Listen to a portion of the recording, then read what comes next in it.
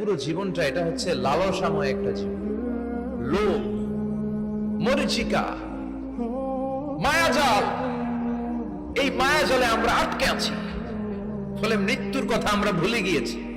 পাগলের মতো ছুটছি, আরো টাকা লাগবে, আরো খ্যাতি লাগবে, আরো যশ লাগবে, আরো দাপট লাগবে। আমার এত টাকা দিয়ে কি হবে? এত সম্পদ দিয়ে কি হবে? এত ব্যস্ততা দিয়ে কি হবে তোমার? স্টপ, থামুন, অনেক হয়েছে, আন্না, থামুন। Take a rest, take a breath, and think about death. Think that you have to go back to your Lord. একটু বসেন না, একটু ভাবেন যে আমাকে চলে যেতে হবে, চলে যেতে হবে। এই কোলাহল, এই ব্যস্ততা, এগুলো থাকবে, থাকবো না আমি। সাইয়েদনা ওমর ফারুক বলেছেন, মুতু ক্বাবলা আন তামুতু, মরার আগে একবার মরো।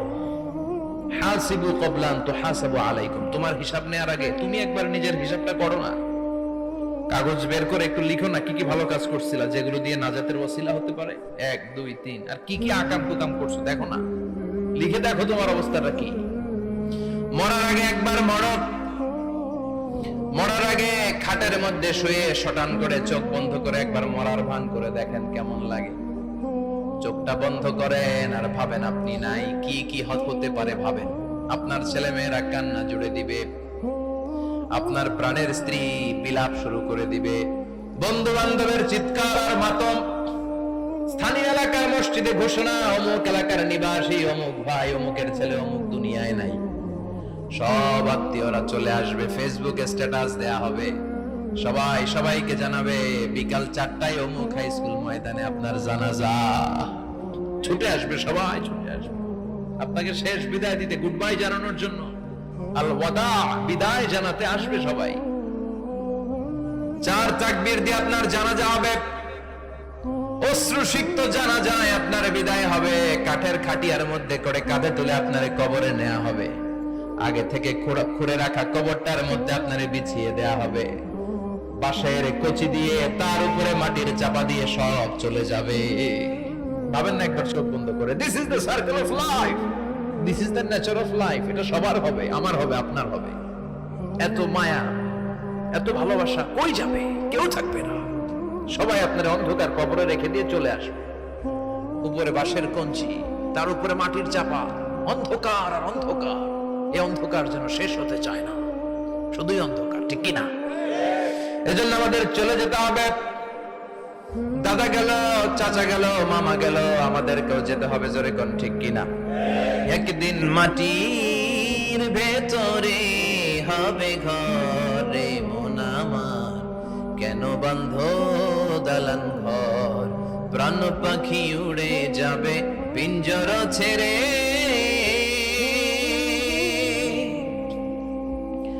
ধরা ধামে সবই রবে, তুমি যাবে চলে।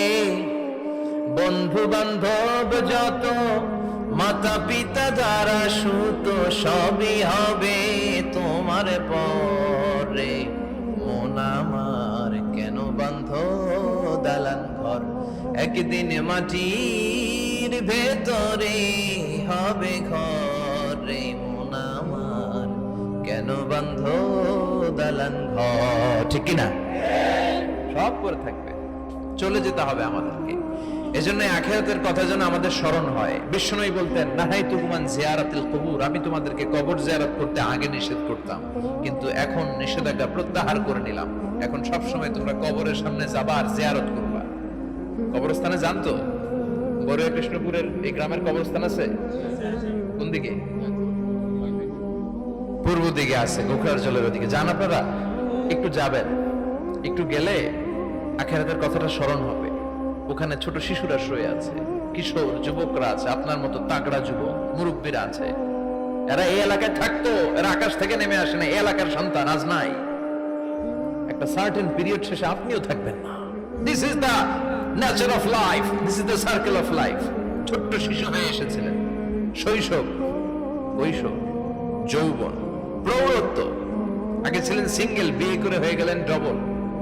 এরপরে আল্লাহ আপনাকে একটা মেয়ে দিল, এরপরে মেয়েকে বিয়ে দিয়ে শ্বশুর হলেন, এরপরে ওই মেয়ের ঘরে সন্তান হতে নানা হলেন। আর কতদিন? অনেক দিন হলো তো, অনেক লম্বা সময় পেয়েছেন আপনি।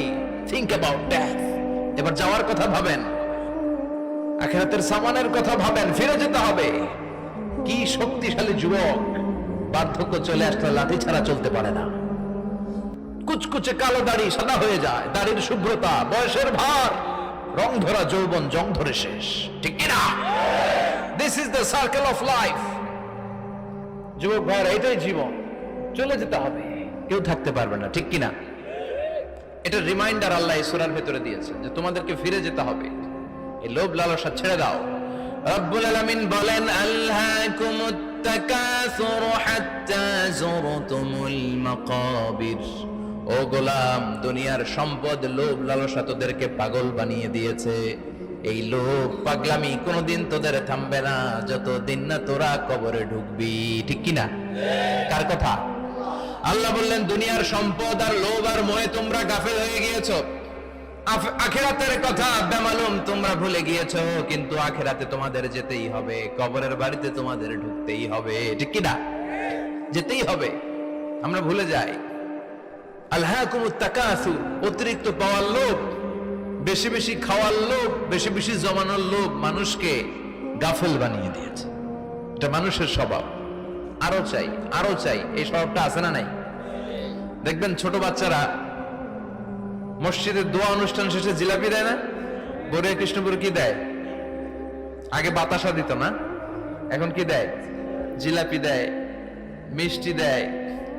তো মসজিদের 2-3 গেট থেকে যদি দেয়, ছোট বাচ্চারা দেখবেন এদিক দিয়ে কয়েকটা নিয়ে আবার ওই গেটে লাইন ধরে। ওর হাত হলো ছোট হাত, ওর হাত ভর্তি জিলাপি, আর নেওয়ার জায়গা নেই, এরপর আরেক জায়গায় লাইন ধরছে, আরো লাগবে আরো লাগবে, এই আরো আরো আরো চাই। এই স্বভাবটাই মানুষকে কুড়ে কুড়ে শেষ করে দিয়েছে। এত লাগবে কেন তোমার? চাহিদার কোনো শেষ নাই, unlimited demand of human being. যার আছে বেশি তার চাই বেশি, যার সাইকেল আছে তার হুন্ডা চাই, হুন্ডা আছে তো প্রাইভেট কার চাই, প্রাইভেট কার আছে তো প্লেন চাই, প্লেন আছে তো হেলিকপ্টার চাই, হেলিকপ্টার আছে তো ওইটা চাই, ওইটা আছে তো সেটা চাই, ঠিক কিনা?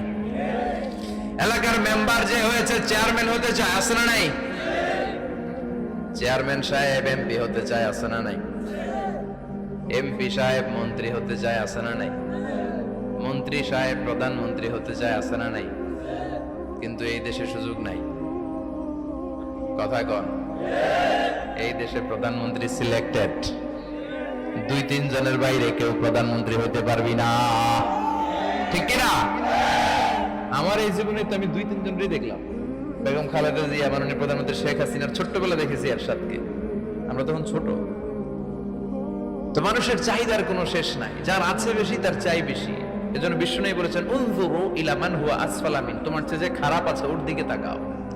ওয়ালা তানজুর মান হুয়া আ'লা মিন, তোমার চেয়ে যে ভালো আছে ওর দিকে তাকাও না, তোমার চেয়ে যে খারাপ অবস্থানে আছে ওর দিকে তাকাও। অনেকে নিজের অবস্থান নিয়ে সুখী না, এরকম আছে না নাই? আল্লাহ আমার এটা দিল না রে, ওইটা দিল না রে, পাইলাম না রে, কিচ্ছু হয় না, কি করবো জীবনে, হতাশ। আসলে আছে কিন্তু অনেক, কিন্তু শুকরিয়া নাই, ডাকাত, ঠিক কিনা?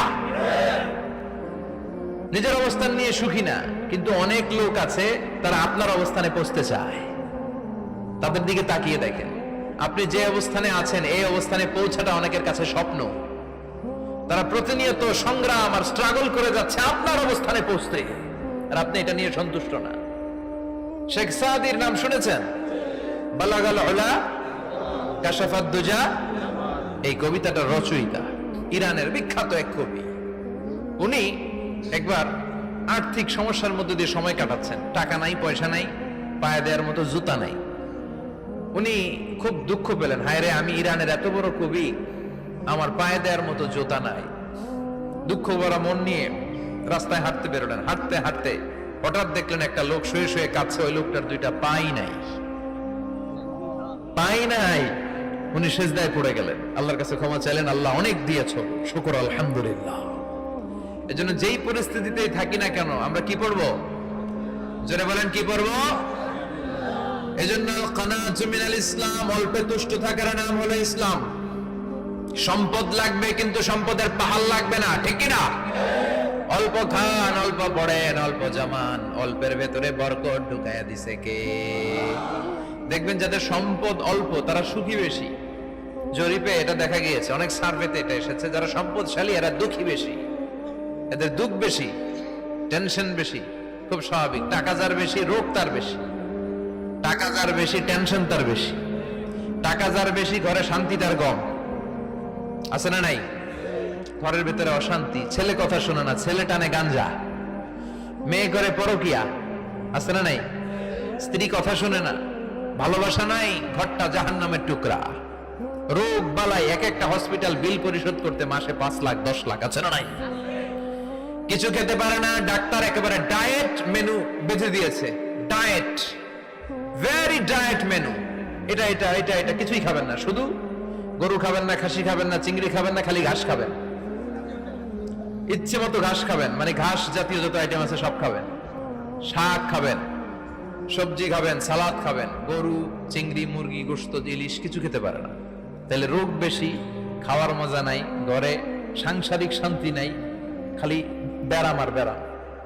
ঠিক কিনা? কিন্তু সম্পদের পাহাড় ঘটেছে। আর অল্প যারা খায়, অল্প পড়ে, রিক্সাওয়ালা, কুলিওয়ালা, অল্প বেতনের চাকরি, কিন্তু হক হালালি মেনে চলে, দেখবেন শান্তি আছে অনেক। হ্যাঁ, বাসা ভাড়া দেয়, ফ্যামিলি চালায়, বাচ্চাদের স্কুল বিল, এরপরও মাস শেষে 1-2 হাজার টাকা হাতে থেকে যায়। আর ওর প্রতি মাসে 10 কোটি টাকা ইনকাম, তারপরও ব্যাংকের ঋণ আছে না নাই? সুখ কারে বলে? কিভাবে আপনি সুখকে ডিফাইন করবেন? সুখ তো টাকায় কিনা যায় না। শান্তি টাকা দিয়ে হয় না, শান্তি দেওয়ার মালিক কে?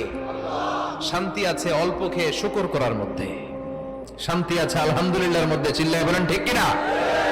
এজন্য অল্প খাবো, অল্প পড়বো, অল্প জামাবো, অল্পের ভেতরে বরকত দিয়েছে কে? দেখেন, ধনী ভাইরা খেতে পারে না, কিন্তু রিক্সাওয়ালার কি সমস্যা হয়? রিক্সাওয়ালারা সব খেতে পারে। কুলিওয়ালা, দিন মজুর, এরা একেবারে স্লিম সুঠাম দেহি, মেদহীন পেট, পেটে কোনো মেদ নাই, ভুড়ি নাই। আর কোটিপতিদের মেদ আছে না নাই? এত বড় বড় পেট। ঠিক কিনা?